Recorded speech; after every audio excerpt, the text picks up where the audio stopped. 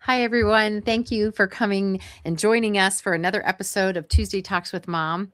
This is our second and final episode on back to school, and most of you should already have started at this point. Becki, have you guys gotten into the books already?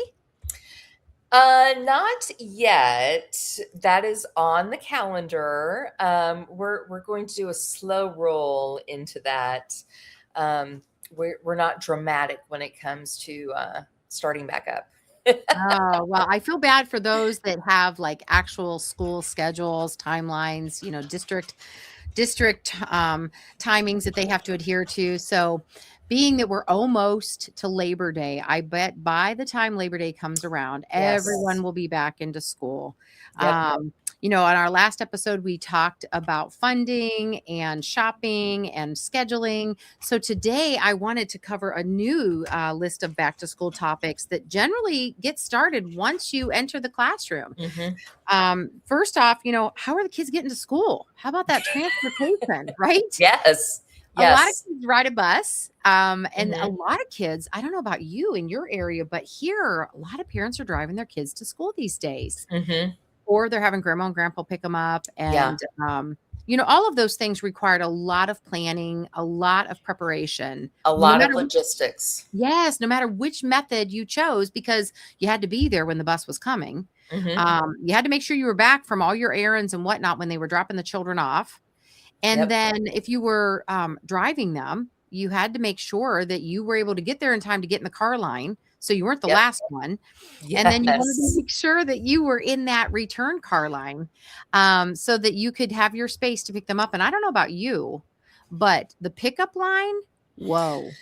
Yeah, I was just thinking, I mean, you really need to know what you're doing and what the expectations are for Carline because, especially if this is your first year in a new school, you need to understand the Carline and how it works because you don't want to, you don't want to look like the ignorant one and trying Holding to up the whole traffic. yeah, yeah. I remember the first time I picked up our kids from Carline. Usually, my husband did it, but there were some times that I had to do it, and man, the dirty looks I would get as I'm trying to navigate through the parking lot or trying to figure out like which side of the line I get on. You really want to try to get that figured out before you have to do it for real. So if you can find a buddy to Yep. ask, like, Mhm. what's the protocol? How do I go about this? You will not be one of those parents who doesn't know what they're doing. You'll look like a pro. So find a Yeah. buddy if you can, and ask questions like, what time does this start? Because, like you said, Tara, you don't want to be the last one. Right, you'll be sitting there for 20, 30, 40 minutes, and sometimes those car lines start an hour before school's out. I mean, you've got that one parent that's jockeying for the front row spot, and who would have Yep. ever thought that at your back to school night, this is truly the traumatic event that you have to think about. Oftentimes, if your child's in elementary, I know it almost seems crazy, but it's true. If your child is in elementary, you've got paperwork to fill out. You've got to let Yes. them know. You've got the little placard in your window, and you've got to let them know who's allowed to pick up your child. That whole safety piece, which we all are so concerned about. And Hmm. and I think a little, like you said, a little bit of planning ahead of time. Or Yes. what if you have some neighbors? If you're going to your district Mhm. school, or maybe your kids' friends, parents live in the same neighborhood as you, and you guys are going to go to the same choice school. Maybe carpooling. Somebody takes them, somebody else picks them Yes. up. It's a great Yes. way to save funds. It's a great way to make sure that the kids are always taken care of, and that you, like you said, you've got the buddy. You kind of got the lowdown on it. So I think it's really important to check with your transportation department, Hmm. check with your neighbors and friends who can help get that done, and also to do a little trial run through beforehand, to Yes. make sure you know what the info is on that. And one thing that I can encourage people is don't ever hesitate to ask your school, Mhm. the teachers, and they're figuring it out too. So give a lot of grace, you guys. Don't Yes. be that mom that's, banging on the dashboard and all that. And, it's going to take, sometimes it takes a couple minutes to figure out what child goes to what car, and Yeah. making sure. And so a little bit of patience, a little bit of grace Mhm. helps everybody, the parents, Yes. the folks monitoring the parking lot and all that stuff. And something else I think is really important is making sure that you keep your eyes open for the little ones running around in case Yeah. somebody lets the kids out before they're supposed to. Just be aware, especially Yes. if you live in a neighborhood or an area where you have some walkers. Yep. You're Walk. exactly right. We're back to school. Transportation's an issue. Keep an eye out. And every now and again, if your child rides the bus, send a note to those bus drivers. That For doesn't sure. cost anything. You could even use a scratch piece of paper, half of an envelope you got from your mail. Write that little bus driver a note, stick a mint on it, something. We appreciate you, because imagine not only transporting your own child, but maybe 30 other kids. Yes. Okay. Yeah. They are a different kind of special to be able to do that. Absolutely. Well, we were talking before in our last episode about resources, and we kind of, I wanted to encourage people. I want to make sure that we talked about the community resources that we have available. Your kids are going back to school. Being a former teacher, you want them to be reading all the time. One of Yeah. the things that I remembered was making sure that you continue to enrich your children's educational opportunities by getting into the library, having them sign up for continued book Mhm. clubs, even if they took advantage of like the summer book program. Yeah. Yep. Get in there, take a look at the reading list that maybe they brought home during the first week or the first, couple weeks here of school. Take a look, go to the library, check out some of those books. And then maybe, like you said in our last episode, you said this is just a season. Mhm. What if we just kind of dove into where our kids were at for just this season to take a look? Yes.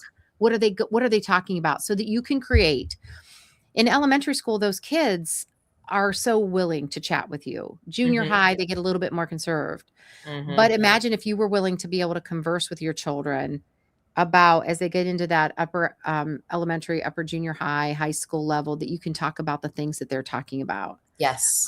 So maybe reach into your community resources, expose yourself to some of the things that they're talking about, and look at ways that you can enrich the Mhm. environment around them with what they're learning at school. Yep. Anything Love else that. you want to talk about that, or anything you have to add in there? I know our public library has guest passes that you can check out for museums. Mhm, And that is a great resource because, money can be tight and mhm, you want to take your kids on these enrichment activities. Check your library to see if they offer guest passes to the art museum or the science museum, and you can check them out for the day. I would also say, look at the clubs that they have yes, for yes, elementary or high school kids. I know our library just up the street, they have games mhm, where they have different tables and different board games, whether it's, yes, Monopoly or Sorry or whatever. And that might be something worth looking into if you're looking at different opportunities for your kids to make new friends. You don't have to drop them off and leave. You can get yes, our library indeed. has a coffee shop. They have a gift shop. So, I mean, to me, it's a win-win. I'm at the library with my kid. I'm getting a cup of coffee and I'm doing a little Christmas shopping on the side. So, it's take a look at those opportunities and see what appeals to you and what you can fit into your schedule. Well, and I love that because, like you mentioned the museums, we're right down the road from Shawshank, the Ohio State Reformatory, and where Hmm. the Shawshank was filmed.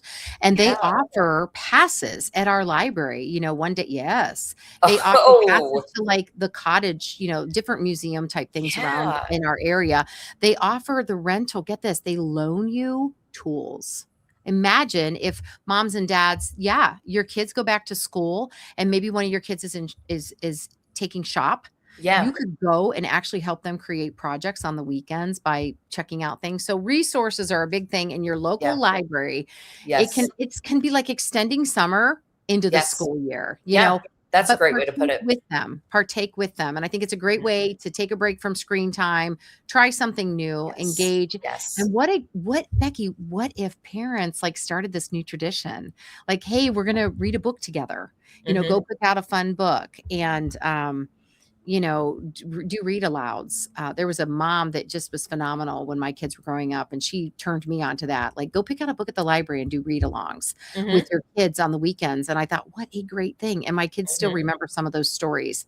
And I remember not to just tell a story, but my little 4-year-old memorized one of the books that I was reading to her, and I thought she had learned how to read. I was so Oh, I always thought she was such a genius yeah. because, and she was very smart, but I thought she was such a genius because she could read, and here she just memorized every page because we read aloud and she I enjoyed that love time that. together. I know, how I love sweet. that. So you never know what sweet memory you're gonna, start for your children. Yeah. Um, so one of the other things that I thought was really interesting, we talked last episode, and for those of you that missed it, go back and watch the August 11th episode in case you missed some of those things. But we were talking about scheduling. Hmm. And by this time, you've probably already seen, like Becki said, with the library, but with school, the clubs, Hmm. the extracurriculars. You got to get those schedules on your calendar. Yes, Make sure, immediately. yes, there's permission slips. Hmm. I mentioned in the last episode about a basket at the door, right? At the maybe put it by your door, by a counter, a little Hmm. shelf, where when your children come in, have them unload their backpack, any papers, any scheduling, any documents, any fees that need filled out, have them drop all those papers from the school in that basket. And maybe after you put them to bed or the night routine is done, you Hmm. can sit down, go through them, because you don't want your kid being the one that always has the paper that's not turned in. Yeah. Becki, you were a former teacher, and you know what that's like when you're trying to collect permission slips and Yes. authorization forms and all those special things. So that's another suggestion that we had for you, and also to be able to allow them to partake of some of those activities. Yes, absolutely. Great after school time to chat, to see what would fit into your schedule. I always struggled with, hey, we can't do everything. And then the kids would get upset and be like, oh, but then if you can look at the visual, look at the calendar, Hmm. and say, well, you Hmm. already have Wednesday night church. You Right. can't do this activity there. It's pick and choose. And my husband was always saying to them, opportunity cost. Yeah. You can't do everything, but you can do some things. And Yes. so it's really helpful from elementary, pre-K, kindergarten, Hmm. all the way up to somebody who's embarking upon college, to be able to manage their time, look at their Yes. schedule, Yes. but also help them with that paperwork pile that, has to be managed together. If they don't give it to you, you Hmm. can't You're turn it exactly in, right. Yeah. right? And then make them responsible. I'm sorry, I didn't want to make them responsible for picking it back up out of the table, Yes. Yeah. right? And taking it back in. Yeah, Go I ahead. mean it's a dual responsibility thing. Absolutely. Well, Yeah. and I want to remind parents, we some of us do have kids that can't seem to get papers from home back to school as much as we try. So don't forget to take a picture or scan the document. I mean, use your phone. Take a picture before they put it back into their backpack. So in case the teacher does email you, like, we're still missing this form, you can be like, here it is. I took a picture, I scanned it. Here you go, electronic copy. So, Love it. I mean, you obviously want to teach your children. We want to teach our children responsibility, Yes. but it's okay to have a backup. Yes. And it really does cover bases for everybody, because that Hmm. teacher gets 20 plus pieces of paper, and it's very Yes. easy for one of them to slip into the trash can or to Yeah. get muffled in with a whole bunch of other papers. Yep. And so when you have not only the physical copy, but also the digital copy, a lot of schools Hmm. have simply just gone to digital. That is true. I still print one. I always keep a Hmm. file. Okay, this is what I turned in, because you never know. Once for Special Olympics, I submitted the form, but the director said it never came through. And here there was a glitch, but I had printed it, and I Yep. said, well, here it is. And I did exactly what you just suggested, took a picture, sent it Yep. back in. And she's like, thank you for thinking of that. And I'm like, well, a school friend of mine suggested that I have that. The other thing that you can do with the whole bin thing is lunch money, homework, Yes. all Hmm. those things. And Hmm. I think if you remember to do that, it gives you an opportunity to review that homework with your student. Yes. Yeah. And help them out as far as, maybe they missed never rely, I guess is what I'm trying to say. Never rely on them saying, oh, I did it. Well, double check it. Yes. Yes. As a teacher, I can tell you that is very important for the parent to double check, because, if you are interrupting your kid's time, maybe they're playing a game, or maybe they're on their way to practice somewhere, and you ask them, like, did you turn this in, or did you finish this? And they're like, yeah, because they are focused on something else. And I'm sure it's not malicious. Most of the time it is Right. not, I'm going to trick my parents. It's not like Right. that. It's No. they have other things on their minds, and they are trying to just move forward. uh, you're the parent. Ask for the proof. And I love it. I'm a firm believer in that. I love it. The last thing I really wanted to mention to parents, unless you have something else, is to check out your local community pages. Now that school started, Yeah. your local physicians might offer free physicals for athletics. Check the community pages, see if they offer that. Sometimes they'll offer a clinic as a way to help get your kids back into the Hmm. athletics. We want to save some money on that. That can really cost people a lot of money going to Yes. get Yeah. physicals. Maybe some hair salons, they will do back to school haircuts. Hmm. Before school starts, after school starts, maybe they'll do discounts. Sometimes you just have to kind of watch for the schedules on those types of things. Yeah. So I think that the communicate pages can be really, really helpful for you. And Mhm. if you know of some of those things, don't be afraid to do a post on social media and That share is with your so friends. helpful. That is Yeah, so helpful because we're inundated with so yeah, much on social media, and it's very easy just to scroll past things. I also think of eye exams. I mean, if yes, you want to get your kids started on the right foot with being able to see the board, yeah, or when they're reading. So I know that there are some local eye doctors that offer discounted exams in August and mhm. September, just to encourage parents to get their kids, if they need glasses, if they need an updated eye exam, get that on the books. I love it. Yes. So all of those things can be extremely helpful for getting your kids set up for the right experience for school. Mhm. Um, so just a quick recap: have a routine, Yes. review your schedules, set back the clock so that your children can have a really good rest time and a really good, you know, awake time. Yes. One thing I forgot to mention, but it's true, nutritious meals. Um, Yes. stop with those community pages. Make sure that you take advantage of free fruits and vegetables from the farmers markets and Mhm. stocking your fridge on those types of things. There's all kinds of churches and community centers that are offering those, especially in the fall during harvest Mhm. time. So Mhm. that'll help make sure that your kids get up and are really ready to go for the day. Be on time. Don't be a Tera and show up late. Make sure that you leave that buffer zone in there. Yeah. Um, have a place for everything so that everything can be in its place, so that all of your documents are filled out, your checklists are done, the calendar Mhm. is made out. Include your children. Schedule some weekend activities through your local library or your community pages, and take advantage of things that are offered to get your children signed up for some freebies that might help you, the parent, as you Mhm. start back to school. I encourage you, along with Becki, that you have a wonderful start to your school year, Yes. and that you take advantage of everything that the community and your neighbors and all those Mhm. around you have offered you. Becki, do you have any final words to parents as they get back to school? Yeah, we wish you the best. If you have tips that have helped your family, we Yes. would love for you to share them with us, because I firmly believe we are better together. And Yes. I know I certainly don't have all the answers and all the tips, and I'm That's still right. learning. We would love to hear from you. Absolutely. You can visit us on Facebook at Moms on a Mission Facebook page. You can find us on YouTube and Spotify.